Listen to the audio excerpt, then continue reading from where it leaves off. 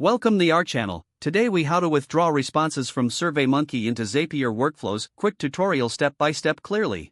Begin by logging into your SurveyMonkey account. Select the survey from which you want to withdraw responses. Navigate to the Analyze tab to view the collected data. Click on Export in the Options menu.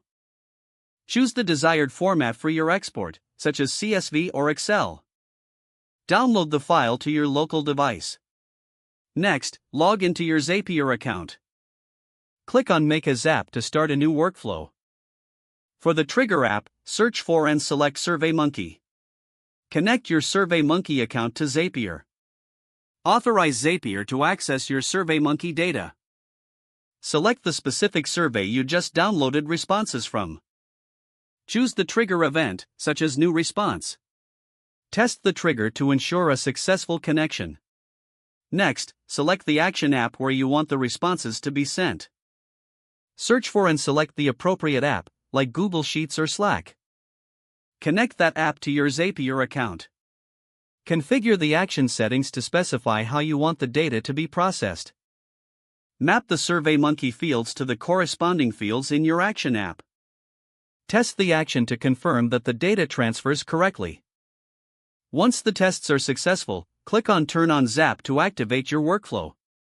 You have now successfully set up a Zap to withdraw responses from SurveyMonkey into your desired application. If the page does not load, refresh the browser or try again in a private or incognito window. Make sure you are using the correct email address, then retype it carefully to avoid small typos. If your password is not accepted, use the reset option and create a new strong password you can remember. Check your spam folder for verification or security emails, then complete any requested confirmation steps. Enable two-factor authentication if available to improve account security and reduce unauthorized. After signing in, review your profile details so your contact information and settings are accurate and current. If you see an error message, note it down and try again after restarting your device and internet connection. Log out when you finish, especially on shared devices, to keep your account and payment information secure.